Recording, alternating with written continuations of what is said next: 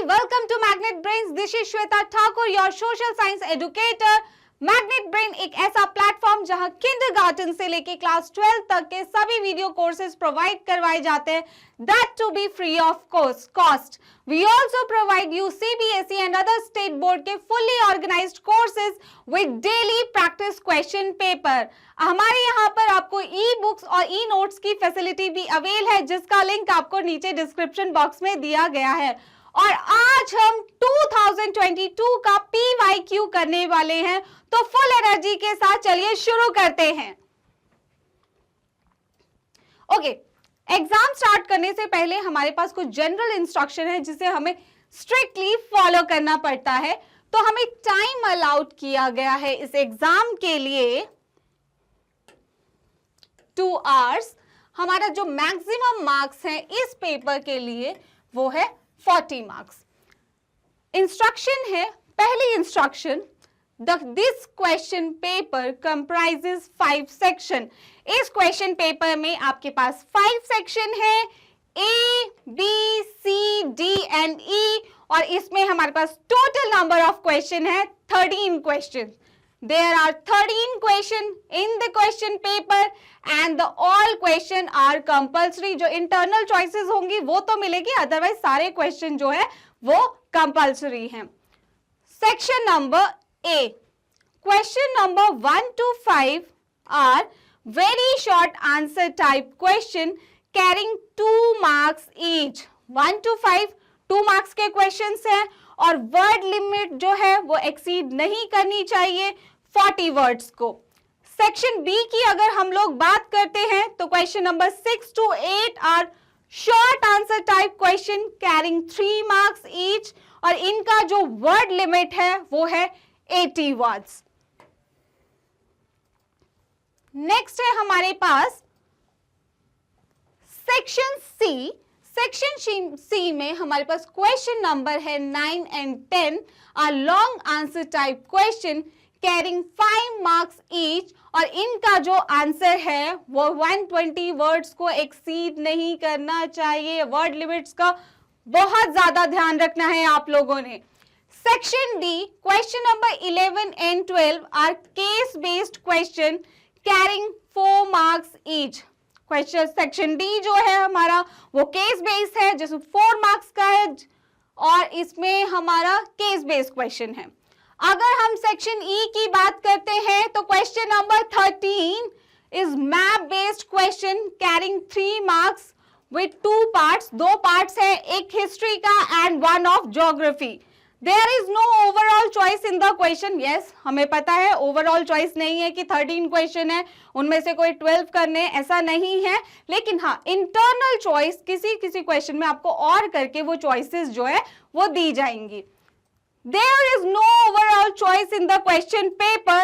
However, an internal choice has been provided in few questions.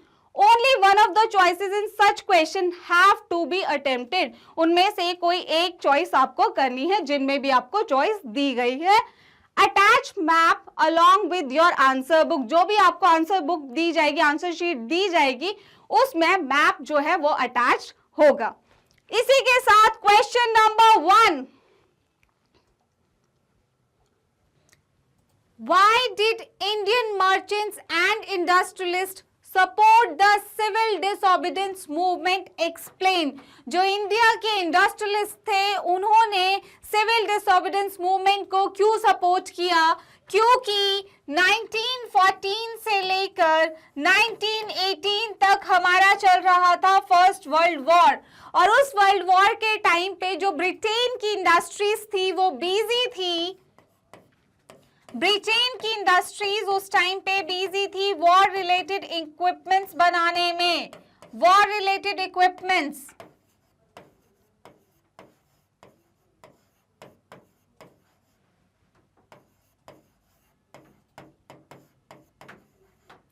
तो इसका advantage जो है इंडियन इंडस्ट्रियलिस्ट ने इसका एडवांटेज उठाया.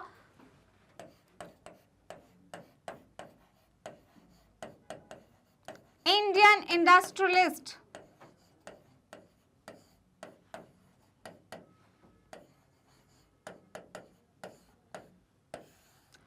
इंडियन इंडस्ट्रियलिस्ट ने इस टाइम का एडवांटेज उठाते हुए बहुत ज्यादा ह्यूज प्रॉफिट्स जो है वो गेन किए।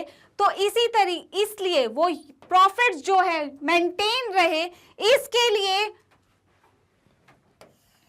इन्होंने इस मूवमेंट को फाइनेंशियल असिस्टेंस भी दिया।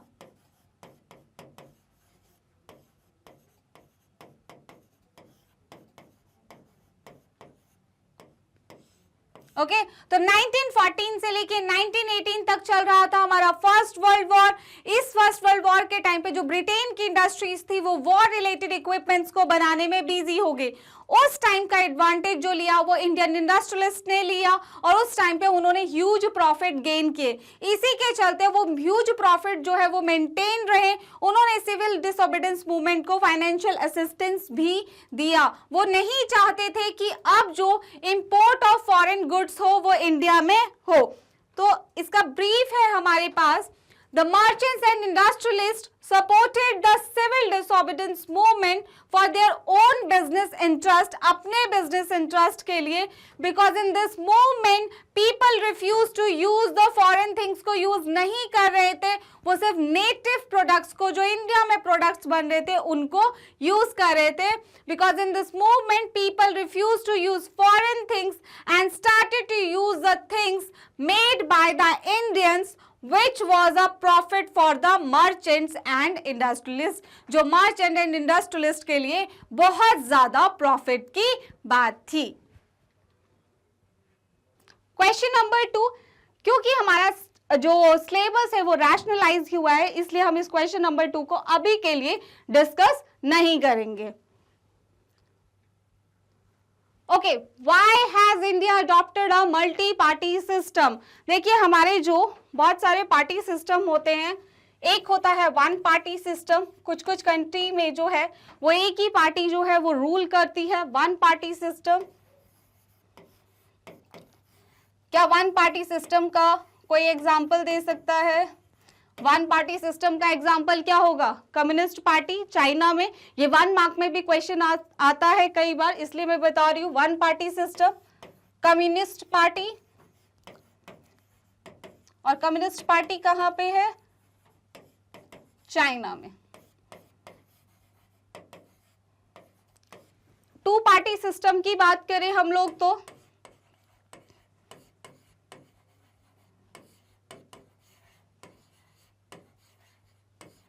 To party system, Democrats and Republicans, USA and UK इसके अच्छे एग्जाम्पल है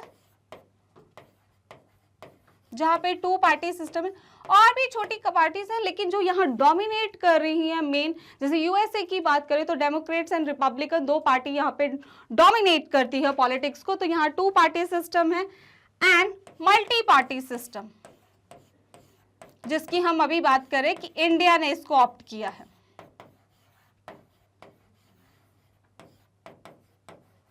मल्टी पार्टी सिस्टम जहां पे बहुत सारी पार्टीज होती हैं जैसे कि इंडिया एंड पाकिस्तान।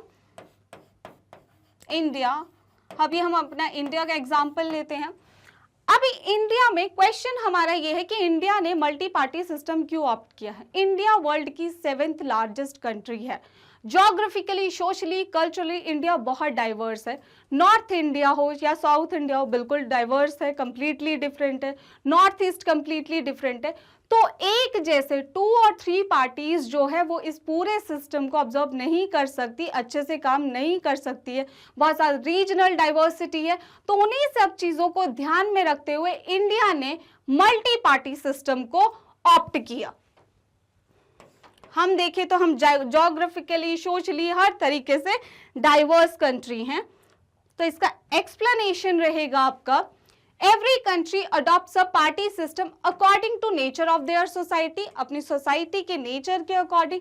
और इंडिया में तो हमारे बहुत ज्यादा डाइवर्सिटी है। India is such a large country which not easily observe by 2 और 3 पार्टीज। हम इतनी बड़ी कंट्री, हम वर्ल्ड की 7th लार्जेस्ट कंट्री हैं और हम इतनी इजिली जो है 2 और 3 पार्टी से हमारे यहाँ काम नहीं चल सकता। India has adopted the multi-party system in India. We can see क्योंकि India social and geographically diversity है, जो north, south, north east, west completely differ करते हैं। तो इसी के चलते ही ऑटोमेटिकली बहुत सारी पार्टीज यहाँ पे डेवलप कर जाती है, बन जाती हैं। How is demand deposit an essential feature of money? यहाँ पे एक मेन पार्ट आता है, सबसे पहले हमारा की कॉन्सेप्ट है डिमांड डिपॉजिट।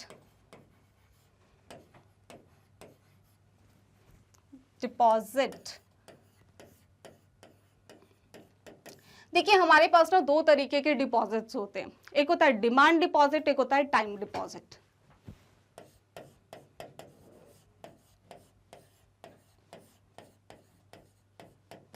जब हम बैंक में पैसे जमा करवाते हैं उसको हम अपनी डिमांड पे कभी भी निकाल सकते हैं, किसी फॉर्म में भी उसके साथ लेन देन कर सकते हैं। हमारे जैसे चेक हो गए, एटीएम के थ्रू हम अपने पैसों को अपनी डिमांड पे कभी भी निकलवा सकते हैं। तो these are the demand deposit जो हमारे करंट और सेविंग अकाउंट के फॉर्म में होते हैं।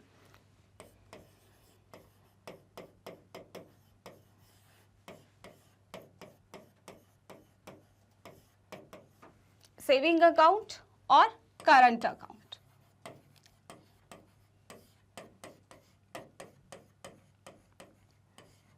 इस पैसे को हम अपनी डिमांड पे, हम अपने पैसे को बैंक में जमा कराते रहते हैं और अपनी डिमांड पे हम इसको पैसों को निकाल भी सकते हैं। टाइम डिपॉजिट होता है, इनको मैच्योर होने के लिए कुछ ईयर, कुछ मंथ्स या ईयर, इस तरीके का एक टाइम पीरियड होता है, जैसे कि हमारी एफडी, फिक्स्ड डिपॉजिट्स होते हैं।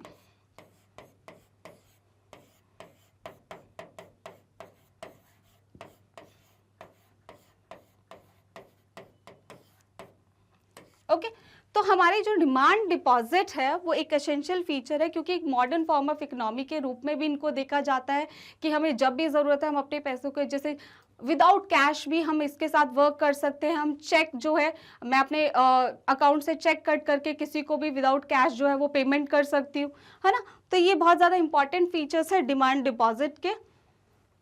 Demand deposit, deposit in the bank accounts can be withdrawn on demand, हम अपनी डिमांड पे निकाल सकते हैं। These deposits are called demand deposits. अब फीचर्स क्या है डिमांड डिपॉजिट के? Because they are accepted widely, हर जगह ये एक्सेप्ट किए जाते, so they constitute money in the modern economy. The facility of cheque, cheque की फैसिलिटी भी हमारे पास होती है, तो इसकी वजह से हम विदाउट कैश भी ट्रेवल कर सकते हैं और जाके अपना चेक उनको दे सकते हैं। The facility of cheque against demand deposit make it possible to directly settle our payments. इन चेक के थ्रू हम डायरेक्टली अपनी पेमेंट सेटल कर सकते हैं without any cash, without the use of cash. It makes exchange more easy, ये exchange को बहुत ही ज्यादा इजी बना देते हैं। नेक्स्ट क्वेश्चन है हम लोगों का, study the given flow chart and answer the following question. तो फ्लो चार्ट दिया हुआ है जिसमें हमें बताया fibre production, spinning, weaving, knitting, dyeing and finishing, garment manufacturing, raw fibre, yarn, fabric and garments. अब देखिए हमारे पास है रॉ फाइबर। रॉ फाइबर होता है कच्चा रेशा, जो हमारा कॉटन हो गया, कॉटन से हमें रेशा या जूट से, कोई भी हमारे जो इस तरीके के थ्रेड्स होते हैं। तो रॉ फाइबर मिला, हमें रेशा मिला। जब हमने उसको स्पिन किया तो हमें मिला यार्न, यार्न मतलब थ्रेड मिला। तो यार्न को जब हमने वीव या निट किया तो हमें मिला फैब्रिक, और फैब्रिक को जब हमने डाइंग एंड फिनिशिंग किया तो हमें मिला गारमेंट, और इससे हुई हमारी गारमेंट की मैन्युफैक्चरिंग। तो क्या प्रोसेस थी कि हमारा फाइबर था, हमारे पास फाइबर को हमने जब स्पिन किया तो हमारे पास आया यार्न, यार्न मतलब थ्रेड आया, थ्रेड को जब हमने वीव एंड निट किया तो हमें मिला फैब्रिक, और फैब्रिक को जब हमने डाइंग एंड फिनिशिंग किया तब हमारे पास आया गारमेंट, और इससे हुई हमारी गारमेंट की मैन्युफैक्चरिंग। तो क्वेश्चन नंबर 1 है, विच is the basic material required for garment manufacturing? कौन सा बेसिक मटेरियल है जिससे हम जो है गारमेंट मैन्युफैक्चरिंग करते हैं? तो हमारा जो बेसिक मटेरियल है जिससे हम गारमेंट की मैन्युफैक्चरिंग करते हैं वो है हमारा फैब्रिक। हमारे पास कपड़ा होगा तो उससे हम बनाएंगे गारमेंट। तो बेसिक मटेरियल क्या है गारमेंट मैन्युफैक्चरिंग के लिए? फैब्रिक, कपड़े की जरूरत है हम लोगों को। नेक्स्ट क्वेश्चन है, give one example of value addition in the textile industry. Value addition क्या होता है कि जब हम कुछ एक्स्ट्रा वैल्यू एड ऑन्स कर देते हैं, जैसे कि मान लीजिए मेरे पास एक सिंपल शर्ट थी, जब मैं उस सिंपल शर्ट को बाहर, और इससे क्या होता है वैल्यू ऐड करने से, कुछ एक्स्ट्रा एड ऑन्स देने से उस प्रोडक्ट की जो वैल्यू है, वो प्राइस जो है वो बढ़ जाता है। फॉर एग्जाम्पल मेरे पास है अभी एक सिंपल सी टी शर्ट जिसका प्राइस है 200 रुपीज। अगर इस टी शर्ट में मैंने थोड़े से एड ऑन्स कर दिए, थोड़ा सा एम्ब्रॉयडरी कर दिया या कुछ कलर पैचेस डाल दिया, उसकी वजह से, उन थोड़े से एड ऑन्स की वजह से उसकी जो सेलेबिलिटी है, सेल जो है वो बढ़ जाती है, वो होता है वैल्यू एडिशन। तो उस एम्ब्रॉयडरी की वजह से, उस एम्ब्रॉयड की वजह से मेरी जो टी शर्ट का प्राइस है अब हो गया है 1000 रुपीज। ओके, तो हमारा क्वेश्चन है, विच is the basic material required for garment manufacturing. मैंने अभी बताया फैब्रिक। कौन सा है? फैब्रिक। फैब्रिक होगा तब बनेगा गारमेंट। तो which is the basic material required for garment manufacturing? Fabric. Next question है, give one example of value addition in the textile industry. तो वन एग्जाम्पल, पहले तो वैल्यू एडिशन क्या होता है? The process to enhance the saleability. वो process जिसमें जो हमारे प्रोडक्ट है, जो गारमेंट है, उसकी सेल बढ़ जाए of the product by adding some incentive to it is known as value addition। तो उसमें हम कुछ एड ऑन्स करें जिसकी वजह से उसकी सेलेबिलिटी, उसकी स्केल जो है, उसकी सेल और स्केल दोनों बढ़ गई है, तो वो होती है हमारा value addition. For example there are two shirts, दो शर्ट्स है, one with embroidery and one is without embroidery. एक पे एम्ब्रॉयडरी है, एक पे विदाउट एम्ब्रॉयडरी है। So the shirt with embroidery has more value and attract the public as compared to the shirt without embroidery। तो जिस shirt पे embroidery होगी वो ज्यादा लोगों को अट्रैक्ट करेगी अपनी side. That is the reason how embroidery is adding value। उस एम्ब्रॉयड की वजह से, उस या कुछ पैचेस किए या कुछ भी एक्स्ट्रा एड ऑन्स दिए, उसकी वजह से उसकी जो सेल है वो बढ़ गई है। is adding value to the garment and increasing its market price is and public is ready to pay for it। उस वैल्यू ऐड करने से, उस एक्स्ट्रा एम्ब्रॉयडरी से लोग उसके लिए ज्यादा पे करने को भी रेडी हो गए हैं। Next question, differentiate between the formal and informal sources of credit. Formal and informal sources of credit. Formal and informal।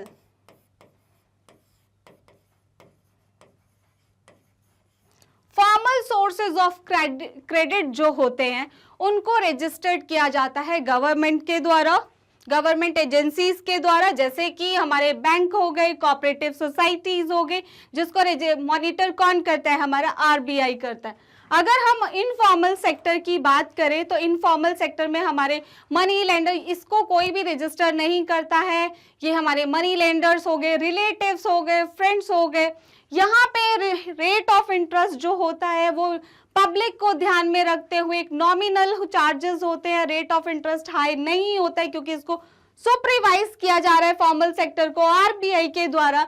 लेकिन इनफॉर्मल सेक्टर में जो हमारे रेट ऑफ इंटरेस्ट है वो अपनी मर्जी से ज्यादा भी हो सकते हैं, नहीं भी हो सकते हैं, क्योंकि मॉनिटर करने वाला कोई भी नहीं है। तो फॉर्मल सेक्टर जो होते हैं वो रजिस्टर्ड होते हैं by government,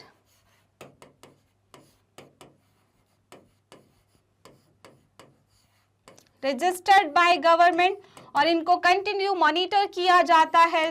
for example RBI अगर लगता है कि कोई प्राइवेट बैंक है जो अपना ही प्रॉफिट देख रहा है, हाई रेट ऑफ इंटरेस्ट दे रहा है, तो आरबीआई उसका लाइसेंस जो है वो कैंसिल भी कर सकता है। तो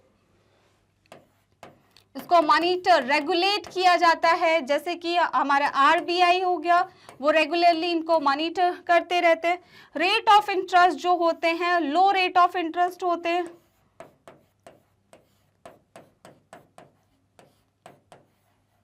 ज्यादा हाई नहीं होते हैं। और इसको जो है, जैसे इसके एग्जांपल हम लोग देखते हैं, हमारे बैंक्स हो गए, कोऑपरेटिव सोसाइटीज हो गई, ये इसके अंदर आते हैं। इनफॉर्मल सेक्टर की बात करें तो ये किसी भी तरीके से रजिस्टर्ड नहीं होते हैं, और जैसे कि हमारे इसमें कौन आ जाते हैं, हमारे मनी लेंडर्स आ गए, मनी लेंडर्स। अगर हम लोग इसमें बात करें तो हमारे रिलेटिव्स आ गए, फ्रेंड्स आ गए,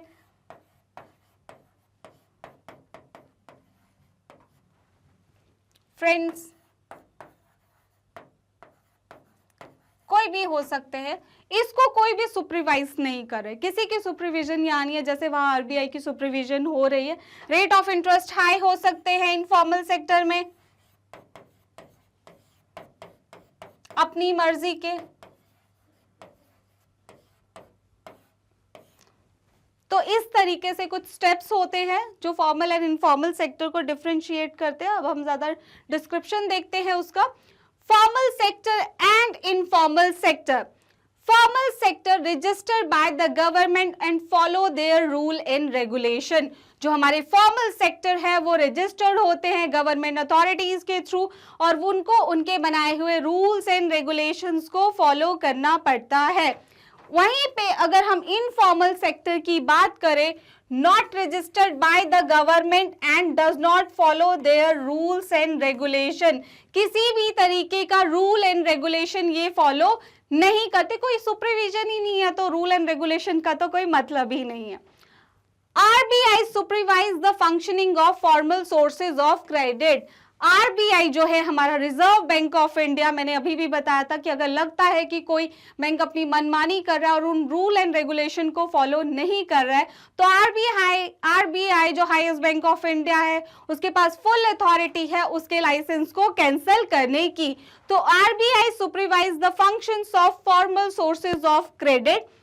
नो ऑर्गेनाइजेशन, कोई सुपरवाइज नहीं कर रहा है, अपनी मर्जी के रेट ऑफ इंटरेस्ट है, सब कुछ अपनी मर्जी का है।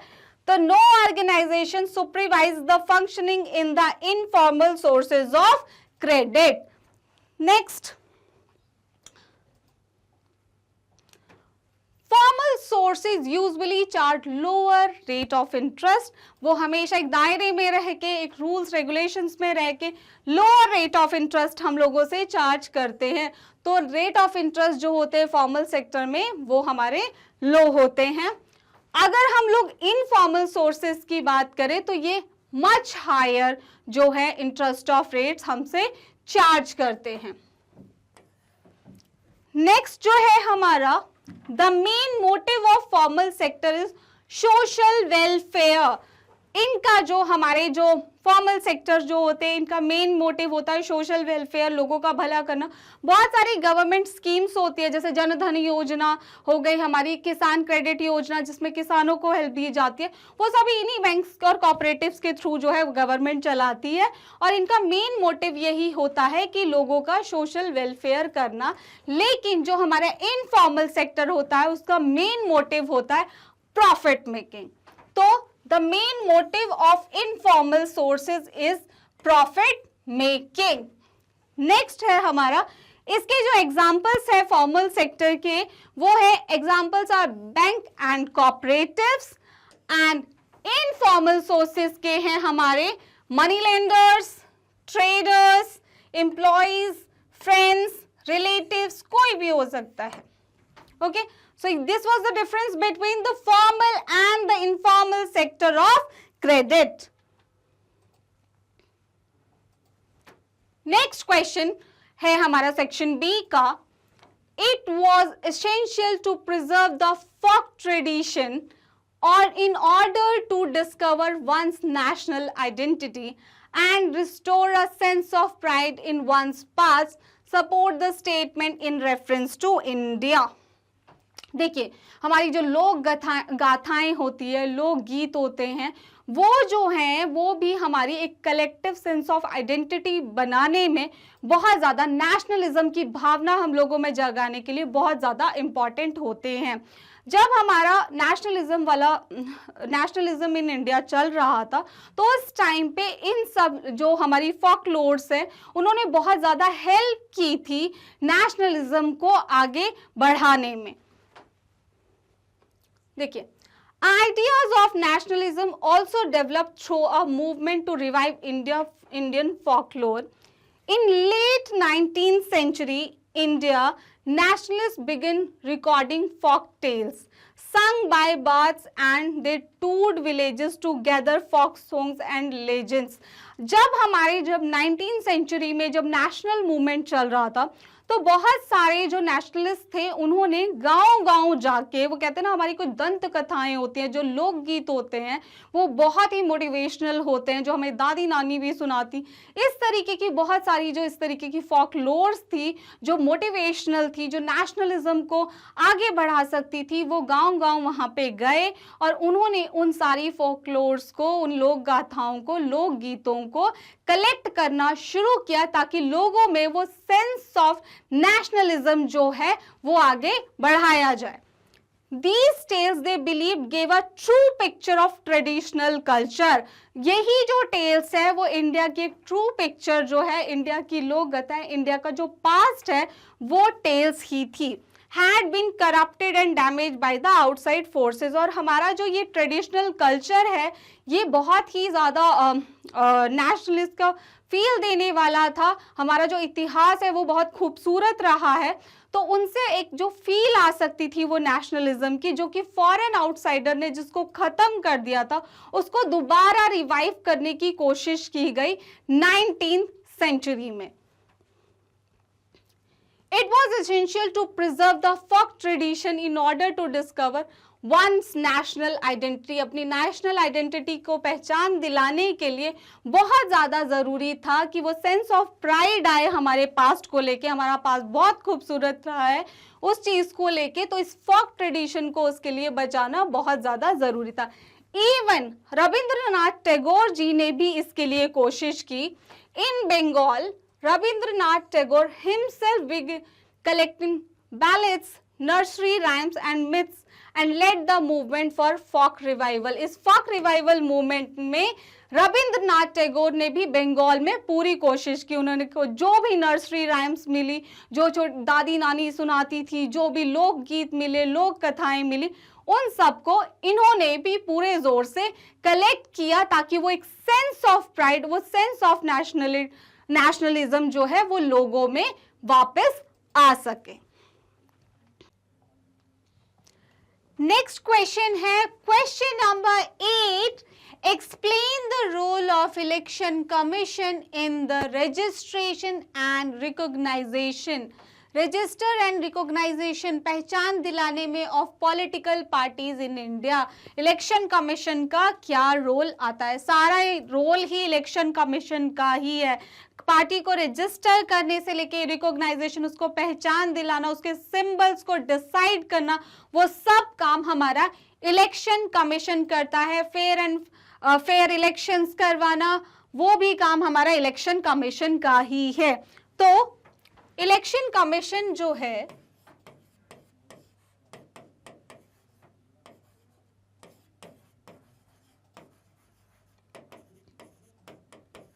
सबसे पहले कोई भी पार्टी जब रजिस्टर होती है तो उसको रजिस्टर करने का काम जो कर रहा है वो हमारा इलेक्शन कमीशन ही कर रहा है.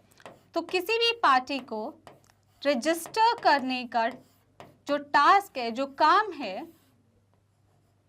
वो हमारा इलेक्शन कमीशन का है.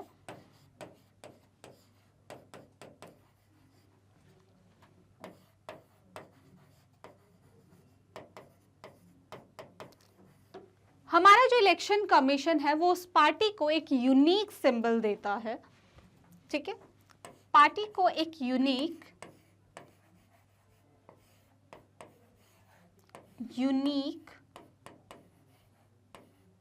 सिंबल जो दे रहा है, हमारा सिंबल प्रोवाइड कर रहा है, वो हमारा इलेक्शन कमीशन कर रहा है. तो पार्टी को एक यूनिक सिंबल कौन प्रोवाइड कर रहा है? उसको एक रिकॉग्नाइजेशन. वो सिंबल उसकी पहचान बन जाता है, उसको रिकॉग्नाइज, मैक्सिमम टाइम उस पार्टी को रिकॉग्नाइज किया जाता है उस सिंबल के थ्रू. तो यू पार्टी को यूनिक सिंबल जो उसकी रिकॉग्नाइजेशन, उसकी पहचान बनता है, वो प्रोवाइड करवाया जाता है इलेक्शन कमीशन के द्वारा.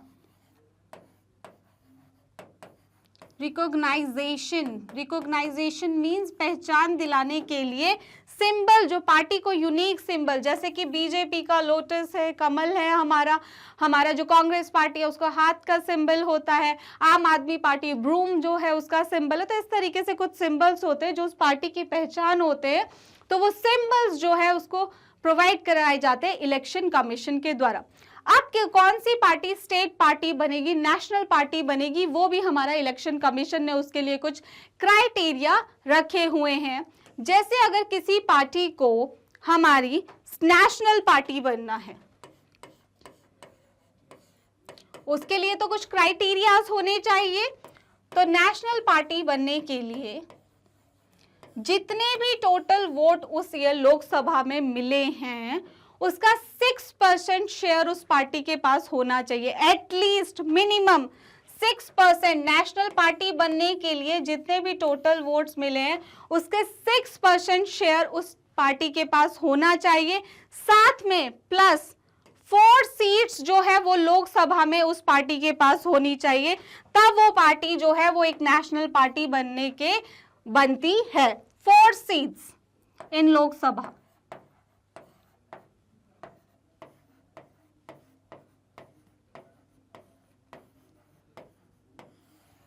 तो हमने देखा इलेक्शन कमीशन जो है किसी भी पार्टी को रजिस्टर कौन कर रहा है, हमारा इलेक्शन कमीशन कर रहा है। जो सिंबल, एक यूनिक सिंबल जो उसके आइडेंटिटी बनेगा वो भी उसको कौन दे रहा है, इलेक्शन कमीशन दे रहा है। उसको उसी पार्टी के जो लोग हैं वो यूज कर सकते हैं। किसी भी पार्टी को नेशनल या स्टेट पार्टी जो बनना है तो उसके लिए जो क्राइटेरिया है वो भी हमारा इलेक्शन कमीशन डिसाइड करता है। फॉर एग्जाम्पल नेशनल पार्टी बनने के लिए जितना भी वोट शेयर उस ईयर में मिला है उसका 6% उस पार्टी के पास होना चाहिए, प्लस 4 सीट्स जो है वो लोकसभा में उस पार्टी के पास होनी चाहिए। Every party in the country has to register with election commission। Her party को रजिस्टर कौन कर रहा है, election commission. These party are given a unique symbol। In parties को एक यूनिक सिंबल दिया जाता है जो उसकी आइडेंटिटी होती है, जिससे उसको रिकॉग्नाइज किया जाता है। Only the official candidates of that party, जो उस पार्टी के ऑफिशियल कैंडिडेट्स हैं, can use that election symbol which become the identity of that political party are called recognized political parties। इसीलिए हम उनको recognized political party बोलते हैं। That symbol is their recognition। The election commission has laid down detailed criteria of proportion of votes। मैंने अभी बताया कितने votes एक पार्टी को चाहिए, कितना प्रोपोर्शन, एंड कितनी सीट्स चाहिए, वेरी इंपॉर्टेंट, कितने प्रोपोर्शन चाहिए ऑफ वोट्स और कितनी सीट चाहिए that party must get in order to be a recognised party. एक रिकॉग्नाइज्ड पार्टी बनने के लिए तो a party that secures at least 6% of the total votes in the election। कितने परसेंट, 6% ऑफ टोटल। हम स्टेट पार्टी की बात कर रहे हैं, अभी पहले स्टेट पार्टी की बात कर रहे हैं। स्टेट पार्टी के लिए कितने वोट चाहिए, वोट प्रोपोर्शन क्या चाहिए हम लोगों को, total at least 6% of the total votes. जितने भी वोट्स उस टाइम पीरियड में गिरे हैं, डाले गए हैं, तो उसका 6%। And in an election to the legislative assembly of a state and win at least 2 seats। 2 seats होनी चाहिए तभी वो रिकॉग्नाइज की जाएगी एज अ स्टेट पार्टी। तो 6% वोट शेयर हो गया स्टेट पार्टी बनने के लिए, और कितनी सीट्स चाहिए, 2। लेजिस्लेटिव असेंबली में 2 सीट्स चाहिए, 2 सीट्स। ओके, अब उसको अगर नेशनल पार्टी बनना है तो नेशनल पार्टी बनने के लिए क्या है, अभी हमने डिस्कस किया, नेशनल पार्टी बनने के लिए लोकसभा इलेक्शंस में अ party that secure at least 6% of the total votes in Lok Sabha. कितना, टोटल का 6% ही है अभी भी वोट शेयर, एंड इन सभा इलेक्शन इन 4 स्टेट, कितनी स्टेट्स में होना चाहिए? ये 4 स्टेट्स में।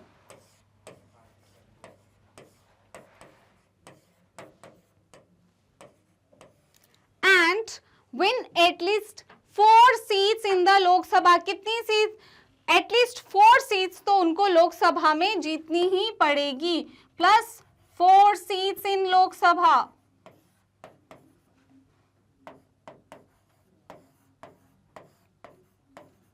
इस तरीके से वो एक नेशनल पार्टी के रूप में रिकॉग्नाइज की जाएगी। ठीक है, तो ये कुछ क्राइटेरियाज होते हैं जो किसी पार्टीज को इलेक्शन कमीशन जो है रिकॉग्नाइज। देखो अभी हमने क्या पढ़ा, अगर हम उसको थोड़ा सा सम अप करें तो इलेक्शन कमीशन कोई भी पार्टी को जो रजिस्टर करता है वो करता है हमारा इलेक्शन कमीशन ऑफ इंडिया। और किसी पार्टी को जो रिकॉग्नाइजेशन, उसकी पहचान दिलाने के लिए वो उसको सिंबल्स देते हैं जो उसकी एक आइडेंटिटी बनता है, पहचान बनता है। अगर किसी पार्टी को हमारी स्टेट पार्टी बनना है तो उसके लिए उसको लेजिस्लेटिव असेंबली में जितने भी वोट काउंट गिरा है उसका 6% प्लस 2 सीट्स जो है एटलीस्ट लेजिस्लेटिव असेंबली में उनकी होनी चाहिए। अगर हम नेशनल पार्टी की बात करें तो 6% जो लोकसभा में जो इलेक्शंस हुए हैं उसका एटलीस्ट 6% वोट शेयर होना चाहिए 4 स्टेट्स में, प्लस 4 सीट्स उनकी लोकसभा में अगर आएगी तब जाके इलेक्शन कमीशन उसको नेशनल पार्टी के रूप में रिकॉग्नाइज करेगा।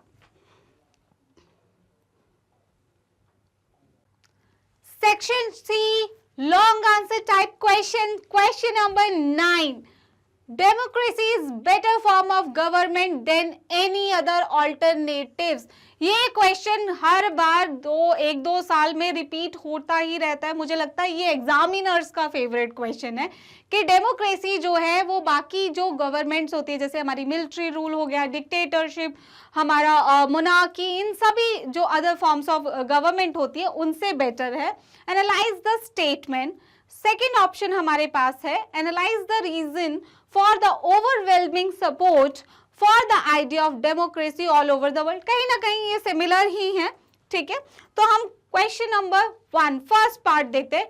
Democracy is better form of government than other alternative, क्योंकि डेमोक्रेसी जो है the people government for the people by the people.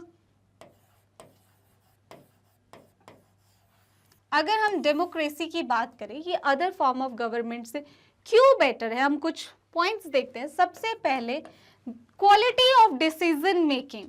Quality of decision making जो है वो डेमोक्रेसी में बहुत बेटर होती है, क्योंकि कोई भी डिसीजन इंडिविजुअली नहीं लिया जाता है। बहुत सारी, क्योंकि ये डिसीजन बहुत सारे लोगों के लिए लिया जाता है तो बहुत ज़्यादा कंसल्ट किया जाता है, नेगोशिएशन, बातचीत होती है, बहुत ज़्यादा कंसल्टेशन होती है, तब जाके कोई भी स्कीम या कोई भी डिसीजन एक कंट्री के लिए डेमोक्रेसी में लिया जाता है। तो इसमें हाई क्वालिटी डिसीजन मेकिंग होती है, मतलब क्वालिटी ऑफ डिसीजन मेकिंग जो है वो मेंटेन रहती है, क्योंकि काफी कंसल्टेशन के बाद कोई भी डिसीजन लिया जाता है। तो डिसीजन मेकिंग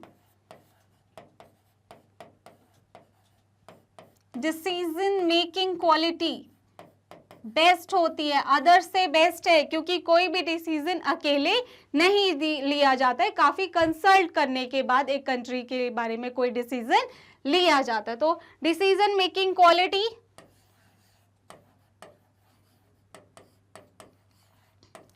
इसमें जो गवर्नमेंट होती है वो आंसरेबल, मोर अकाउंटेबल होती है बाकी गवर्नमेंट से।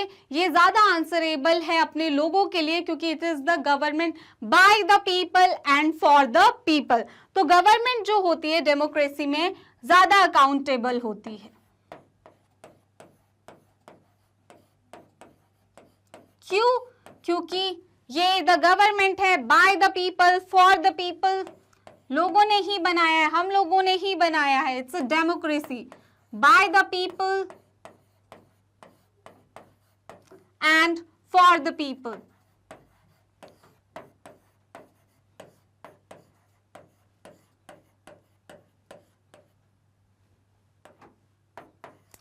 और ये सिटीजन्स जो होते हैं उनकी डिग्निटी को मेंटेन रखती है। तो अगर हम देखें ये सिटीजन्स की डिग्निटी एक्चुअली हमारे जो बात करें तो हमारे यहाँ पॉलिटिकल इक्वालिटी की बात की जाती है। अगर हम सिटीजन डिग्निटी की बात करते हैं, रिच हो या पुअर हो, हमारे यहाँ सबके लिए जो हम लॉ के सामने सब बराबर है, इक्वालिटी बिफोर लॉ की बात करते हैं, तो यहाँ सिटीजन की डिग्निटी जो है वो मेंटेन रहती है, वेदर ही इज रिच और पुअर, क्योंकि हम यहाँ पे बात करते हैं पॉलिटिकल इक्वालिटी की।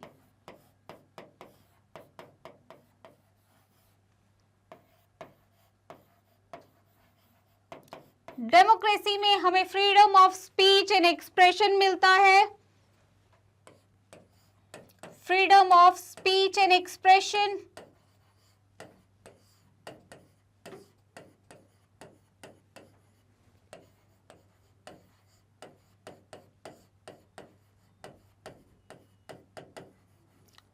तो अगर हम इसको ध्यान से देखें कि डेमोक्रेसी जो बेटर फॉर्म ऑफ गवर्नमेंट है, क्यों है? क्योंकि डेमोक्रेसी जो है वो डिसीजन मेकिंग जो होते है, क्वालिटी जो होती है वो बहुत अच्छी होती है। क्यों अच्छी होती है? क्योंकि यहाँ पे कोई भी डिसीजन इंडिविजुअली ही लिया जाता है, काफी कंसल्टेशंस के बाद ही कोई डिसीजन पे गवर्नमेंट पहुंचती है। सेकेंड, अगर देखा जाए तो ये सिटीजन की डिग्निटी को मेंटेन रखती है।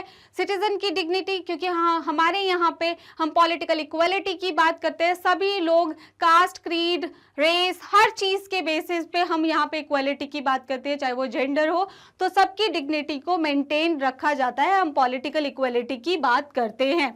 अगर हम देखें तो ये गवर्नमेंट जो होती है ये अकाउंटेबल गवर्नमेंट होती है। क्यों ज्यादा आंसरेबल है लोगों के लिए? क्योंकि this is the government of bye the people and for the people, लोगों ने ही बनाया है इसको। डेमोक्रेसी में आपको freedom of speech and expression मिलता है, आप अपने विचारों को खुल के रख सकते हैं। बाकी अदर फॉर्म्स में हमें इतना ज्यादा फ्रीडम नहीं मिलते हैं।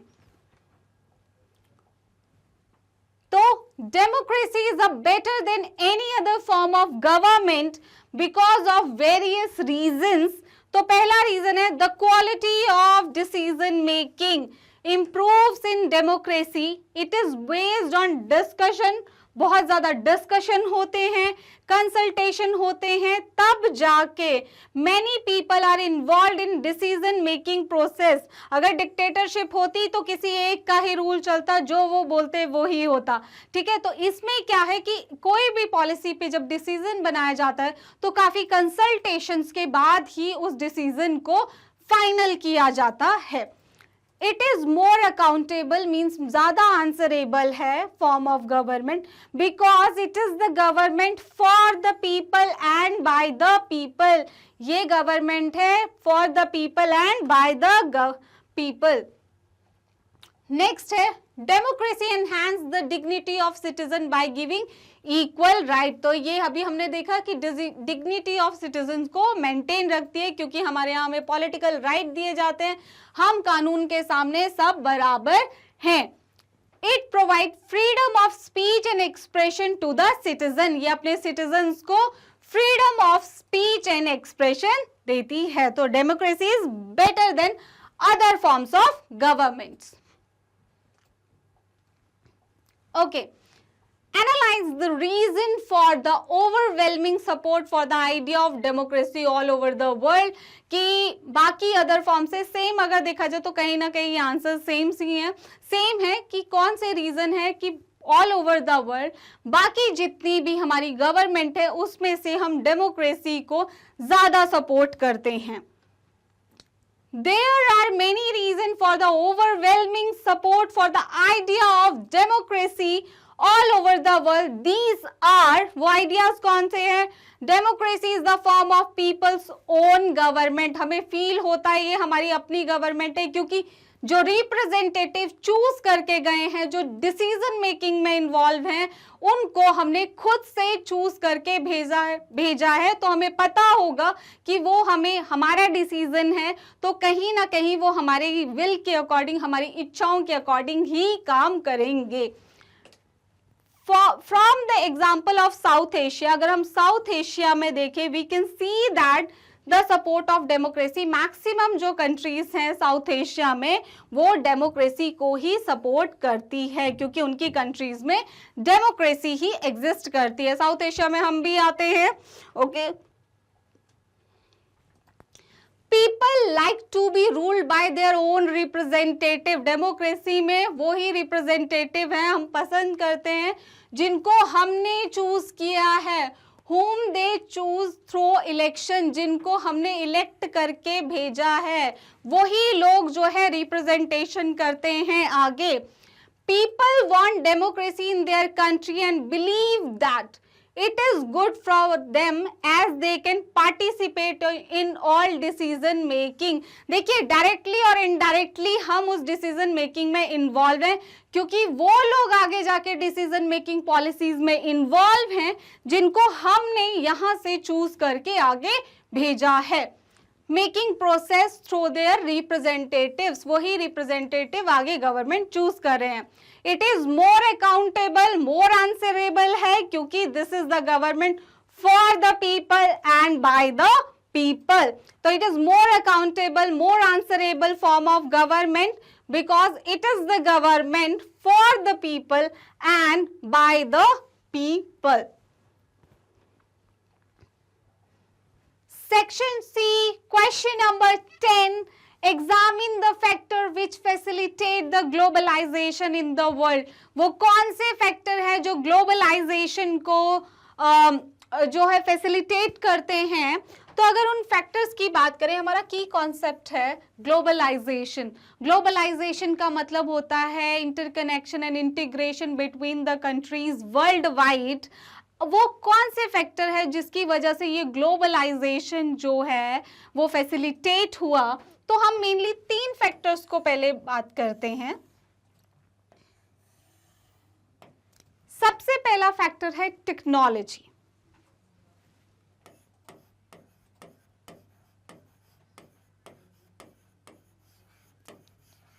टेक्नोलॉजी, ये जो टेक्नोलॉजी क्या होती है, वो स्टिमुलेट करती है हमारी इकोनॉमिक ग्रोथ को फास्ट करती है।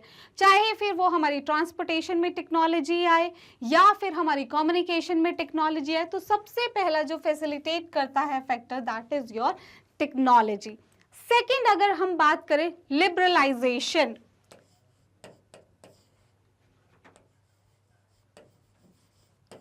लिबरलाइजेशन का मतलब क्या होता है? लिबरलाइजेशन का मतलब होता है ट्रेड में इंपोर्ट या एक्सपोर्ट को लिबरल करना, ताकि थोड़े से जो रूल्स और रेगुलेशंस होते हैं उनको कम करना, ताकि ज़्यादा से ज़्यादा एमएनसीज जो होती है वो एक कंट्री से दूसरी कंट्रीज़ में जाके उस लिबरलाइजेशन के कारण वहाँ पे ट्रेड कर सके।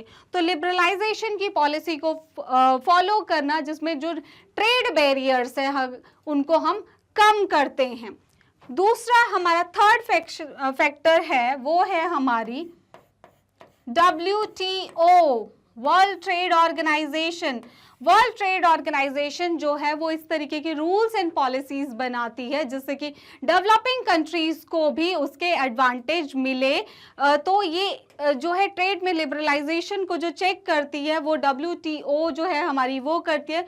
तो मेन फैक्टर्स जो हमारे काम करते हैं वो है टेक्नोलॉजी, लिबरलाइजेशन जिसमें हम ट्रेड बैरियर्स को कम करते हैं, टेक्नोलॉजी जो हमारी इकोनॉमिक ग्रोथ को स्टिमुलेट करती है, एंड वर्ल्ड ट्रेड ऑर्गेनाइजेशन हमेशा ध्यान रखती है कि इस तरीके से ट्रेड हो जिससे डेवलप्ड कंट्रीज को तो बेनिफिट हो ही रहे हैं, लेकिन हमारी डेवलपिंग कंट्रीज के लिए भी इस तरीके की पॉलिसीज बनाई जाती हैं कि ज्यादा से ज्यादा ट्रेड जो है विद इन द कंट्रीज हो। सबसे पहले है हमारे पास ग्लोबलाइजेशन क्या होता है? The process of interaction and integration of the world wide people, companies and government. जो वर्ल्ड वाइड इंटरैक्शन होता है पीपल के बीच में, कंपनीज के बीच में, गवर्नमेंट के बीच में, उसको हम लोग बोलते हैं ग्लोबलाइजेशन। अब हमारा सबसे पहले globalisation has been facilitated by several factors हैं। तो 3 of these have been highlighted, 3 आपकी बुक में बहुत ज्यादा हाईलाइट कर रहे हैं। Rapid improvement in the technology, ये जो हमारी टेक्नोलॉजी में इंप्रूवमेंट आई है। लिबरलाइजेशन, जो ट्रेड बैरियर्स हटाए गए हैं of trade and investment policies and pressure from international organisation such as WTO, जो हमारी ऑर्गेनाइजेशन है, सबसे बड़ी ऑर्गेनाइजेशन ट्रेड की, वर्ल्ड ट्रेड ऑर्गेनाइजेशन, ये भी प्रेशर बना के रखती है कंट्रीज पे ताकि बैलेंस ऑफ ट्रेड जो है सभी कंट्रीज में हो। इम्प्रूवमेंट इन टेक्नोलॉजी, टेक्नोलॉजी में इम्प्रूवमेंट जो होती है उसकी वजह से जो हमारी इकोनॉमिक ग्रोथ है वो स्टिमुलेट होती है, आगे बढ़ती है। तो दो तरीके की टेक्नोलॉजी की हम यहाँ पे बात करें, ट्रांसपोर्टेशन टेक्नोलॉजी में जो इम्प्रूवमेंट हुई है उसकी वजह से भी हमारा ग्लोबलाइजेशन जो है वो फैसिलिटेट हुआ है। अगर इंफॉर्मेशन एंड टेक्नोलॉजी, जो रिमोट एरियाज होते हैं वहाँ तक भी जो सैटेलाइट कम्युनिकेशन के थ्रू आज हम पहुँच सकते हैं। So improvement in transportation technology, this has made much faster delivery of goods across long distances possible at lower cost. जो हमारे improvement हुई है ट्रांसपोर्टेशन में, कम कॉस्ट में अच्छे with in shorter time Spain जो है हम अपने गुड्स को वहां पे पहुंचा सकते हैं। Development in information and communication technology जो हुआ है, टेलीकम्युनिकेशन हो गए, हमारे कंप्यूटर्स हो गए, internet are some of the development which are connecting world to remote areas, जो हमारे पिछड़े इलाके हैं उन तक भी वो अपनी टेक्नोलॉजी को पहुंचा रहे हैं, world to remote areas with satellite communications के थ्रू। लिबरलाइजेशन, लिबरलाइजेशन जो होता है ट्रेड बैरियर को जो है लिबरल करना, उनको कम करना, जिसके साथ ज्यादा से ज्यादा कंपनीज आके वहां पे इन्वेस्ट करें। लिबरलाइजेशन और इंडिया में लिबरलाइजेशन कब आया था? 1991 में। LPG for liquefied petroleum gas, no, liberalisation, privatisation and globalisation, okay, not liquefied petroleum gas, fine, okay. तो लिबरलाइजेशन जो है, the government imposes less restriction, कम रिस्ट्रिक्शन लगाती है ताकि ज्यादा से ज्यादा जो कंपनीज है उनकी कंट्रीज में आए, MNCs आए और वो ज्यादा से ज्यादा इन्वेस्टमेंट करें, लोगों को जॉब अपॉर्चुनिटीज मिले than before, and is therefore said to be more liberal. जो गवर्नमेंट्स थे उन्होंने पहले से जो बहुत ज्यादा रिस्ट्रिक्शन थी उनको कम किया ताकि ज्यादा से ज्यादा कंट्रीज उनकी कंट्री में आके वहां पे ट्रेड करें। Good could be imported and exported easily, अगर लिबरलाइज होगा, अगर ट्रेड में लिबरलाइजेशन होगा तो ज्यादा से ज्यादा गुड्स जो है वो इम्पोर्ट एंड एक्सपोर्ट किए जाएंगे easily, and foreign companies could set up offices here, और फॉरेन कंट्रीज जो MNCs हैं वो यहाँ आके अपने ऑफिसेज को सेटअप करेंगी। दूसरा है वर्ल्ड ट्रेड ऑर्गेनाइजेशन और अदर प्रेशर ग्रुप्स जो हैं वो भी अपना एक बहुत इंपॉर्टेंट रोल प्ले करते हैं। वो हमेशा ये ध्यान रखते हैं कि पॉलिसीज ऐसी हो जिसमें डेवलप्ड कंट्रीज और डेवलपिंग कंट्रीज दोनों में एक इक्वल बैलेंस ऑफ ट्रेड जो है बना रहे। Set up the trade rules, वो इस तरीके के ट्रेड रूल्स बनाते हैं which support the needs of developing countries, जो डेवलपिंग कंट्रीज की नीड्स को सेटिस्फाई करें। हमारा नेक्स्ट क्वेश्चन है question number 11। Read the case given below carefully and answer the questions that follow. तो द इंडिपेंडेंस डे प्लेज 26 जनवरी 1930 से ये case लिया गया है। अब इस प्लेज को हम रीड करते हैं, ये क्या है? We believe that it is the inalienable right of the Indian people as of any other people। ये इंडियन पीपल्स का ऐसा राइट है जो उनसे कोई भी नहीं ले सकता। जैसे दूसरे लोगों को भी राइट्स मिलते हैं, इंडियन के लोगों के पास भी कुछ राइट है। कौन सा right? To have the freedom. उनके पास भी क्या होनी चाहिए? दूसरे लोगों की तरह फ्रीडम होनी चाहिए। And to enjoy the fruits of their toil. Toil का मतलब क्या होता है? जो बड़ी मेहनत से उन्होंने इस फ्रीडम को हासिल करने के लिए इतनी मेहनत की है, वो मेहनत से उन्हें वो आजादी मिलनी चाहिए।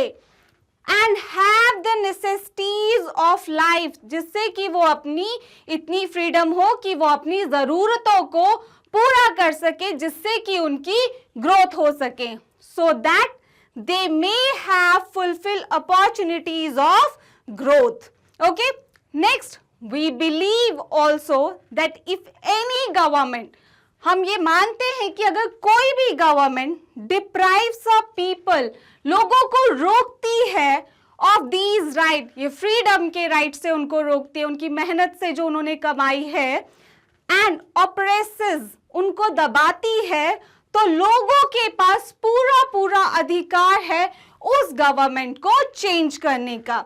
The people have further right to alter and to abolish it. लोगों के पास पूरा अधिकार है, वो उसको चेंज कर सकते हैं. जो गवर्नमेंट उनको दबाती है, उनके राइट्स को उनसे छीनती है.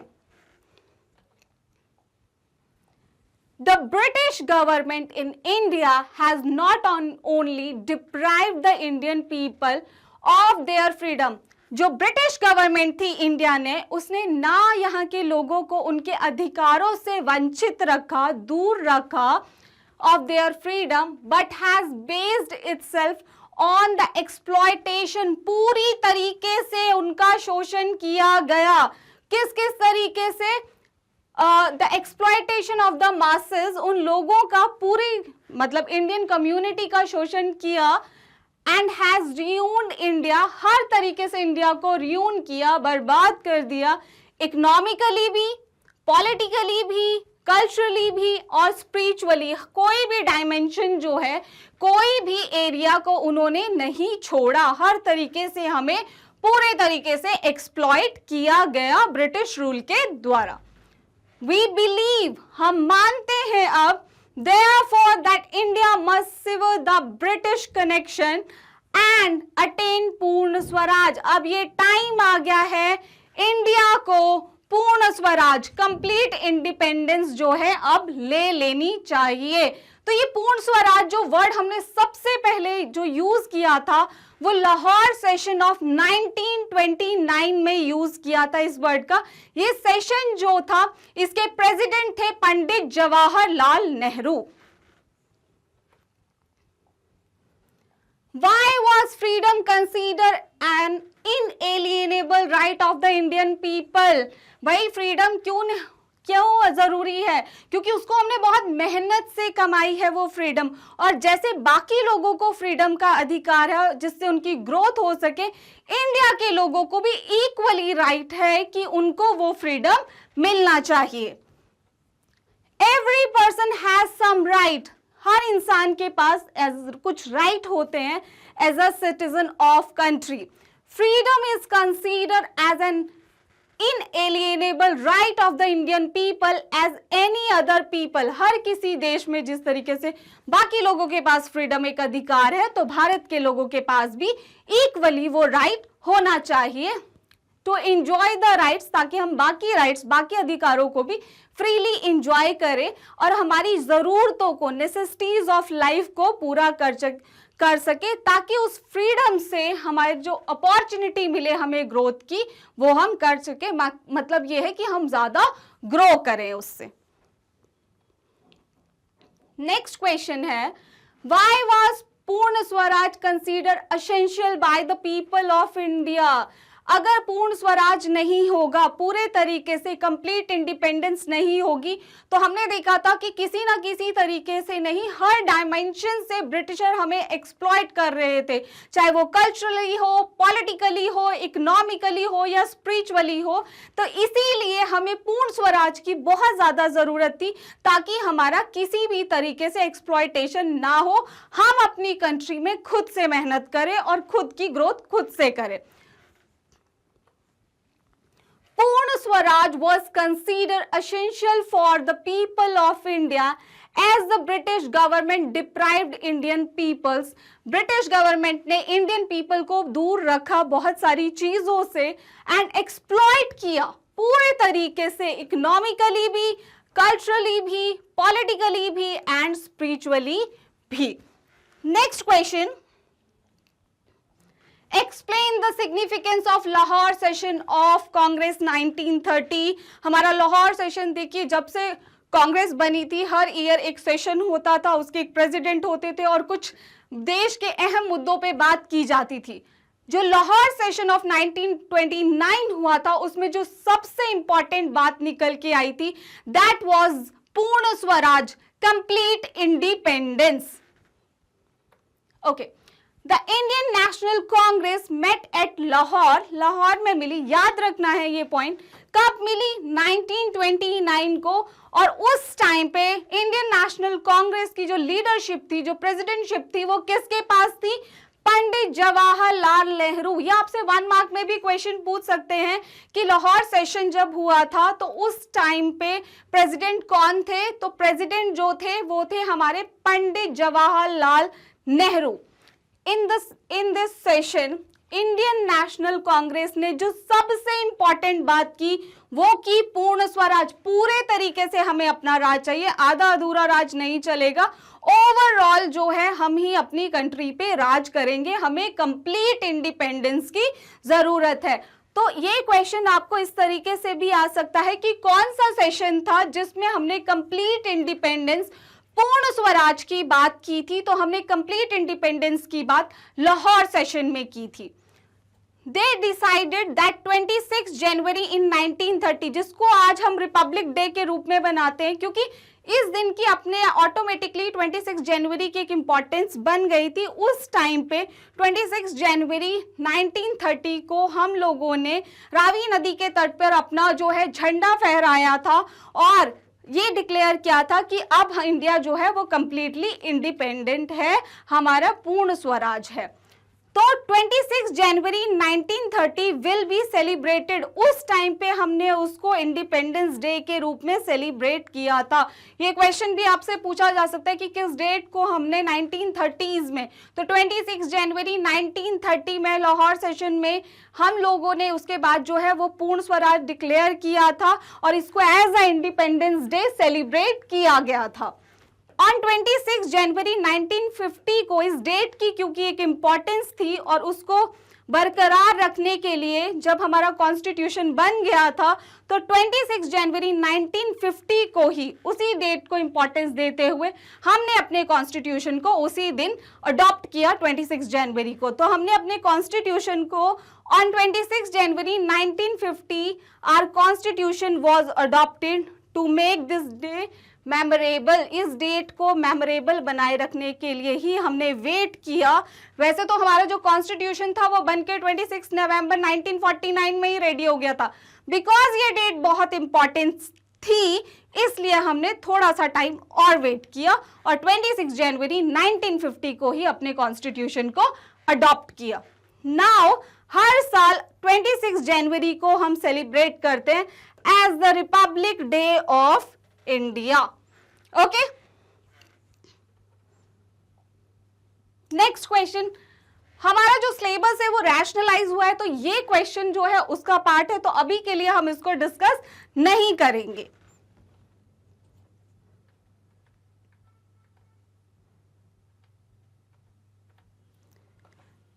Next question, map based question, very important. On the given political outline map of India, on this page, identify the place marked as A with the help of following information. जिस place पे A mark किया गया है उसको आपको बताना है वो कौन सा मार्क है, मतलब कौन सा प्लेस है। तो पॉइंट A क्या है, हमारे पास हिंट है, the place where non cooperation movement was called off due to violence. एक प्लेस जहां पे नॉन कॉपरेशन मूवमेंट जो है, हमारा असहयोग आंदोलन जो है वो बंद कर दिया गया था, वहां पे बहुत ज्यादा वायलेंट एक्टिविटीज हुई थी और हमें पता है कि हमारे महात्मा गांधी जी वायलेंस के कंप्लीटली अगेंस्ट थे। तो वो प्लेस था चौरी चौरा। तो वो प्लेस कौन सा था? चौरी चौरा की इंसिडेंट के बाद। चौरी ए का आपका आंसर है चौरी चौरा। कौन सी इंसिडेंट के बाद जो है आपका नॉन कॉपरेशन मूवमेंट बंद कर दिया गया था? चौरी चौरा इंसिडेंट, जहां पे बहुत ज्यादा वायलेंस हुआ था, उसको देखते हुए जो है हमारा नॉन कॉपरेशन मूवमेंट जो है उसको बंद कर दिया गया था। Next, Narora nuclear power plant, Narora nuclear power plant कहाँ है? नारोरा न्यूक्लियर पावर प्लांट जो है हमारा, वो हमारा यूपी में है। तो यहां पे है हमारा, मैं आगे आपको मैप में दिखा दूंगी। नारोरा न्यूक्लियर पावर प्लांट,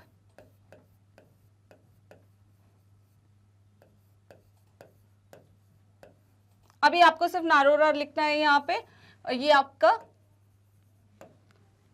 ए का first. Okay, Bengaluru software technology park. अब देखिए कुछ चीजें तो अगर आपको मैप कभी आपने अच्छे से पढ़ा, हमारी कैपिटल्स एंड इस तरीके से स्टेट्स के बारे में, तो मैप वर्क आप वहां से भी कर सकते हैं। तो बेंगलुरु कर्नाटका की कैपिटल है, तो यहां पे आ जाएगा आपका बेंगलुरु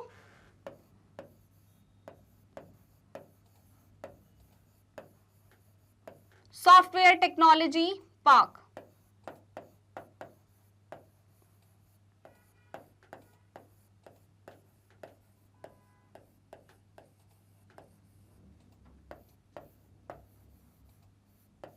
राइट, नेक्स्ट है हमारा इंदिरा गांधी इंटरनेशनल एयरपोर्ट। ये क्वेश्चन नंबर 23 में 2023 में भी था। आई थिंक एग्जामिनर को बहुत पसंद है इंदिरा गांधी इंटरनेशनल एयरपोर्ट कहां पे है। तो इंदिरा गांधी इंटरनेशनल एयरपोर्ट हमारा दिल्ली में है। तो यहां पे आएगा हमारा इंदिरा गांधी, थोड़ा सा नीचे, Indira Gandhi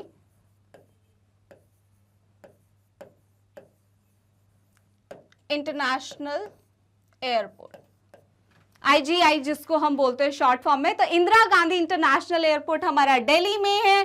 Bengaluru software technology park हमारा कर्नाटका में है। नारोरा न्यूक्लियर पावर प्लांट जो है वो हमारा यूपी में है। और चौरी चौरा इंसिडेंट जो हुआ था जिसकी वजह से नॉन कॉपरेशन मूवमेंट को कॉल्ड ऑफ किया गया, वो हमारा यूपी में एक प्लेस है। तो देखिए ये आ गया आपका चौरी चौरा, एक सेकेंड, ये है हमारा चौरी चौरा जिसकी वजह से नॉन कॉपरेशन मूवमेंट जो है कॉल्ड ऑफ किया गया, बंद किया गया। नारोरा न्यूक्लियर पावर प्लांट कहां पे है? यूपी में है, आपका याद रखना है। इंदिरा गांधी इंटरनेशनल एयरपोर्ट आपका दिल्ली में है। और अगर हम बात करें बेंगलुरु सॉफ्टवेयर टेक्नोलॉजी पार्क, ये हमारा कर्नाटका में है। With this map work, end of today's session. I hope you like today's session. Don't forget to hit the like, share and subscribe button. I have a piece of information for you. आप हमारी videos को checkout कर सकते हैं YouTube पर and हमारी official website www.magnetbrains.com पर, magnetbrains.com पर आप हमें फॉलो कर सकते हैं YouTube, Facebook, Instagram, Twitter and telegrams पर। आप हमारे पास e notes and e books की फैसिलिटी भी अवेलेबल है जिसका लिंक आपको डिस्क्रिप्शन बॉक्स में दिया गया है। हमारे पास ये टॉप मोस्ट कोर्सेज है जिसमें CBSE English medium and Hindi medium, spoken English, CUET, NTSE, olympiad, UP board, Bihar board and MP board. With this, see you all next time. Have a good day.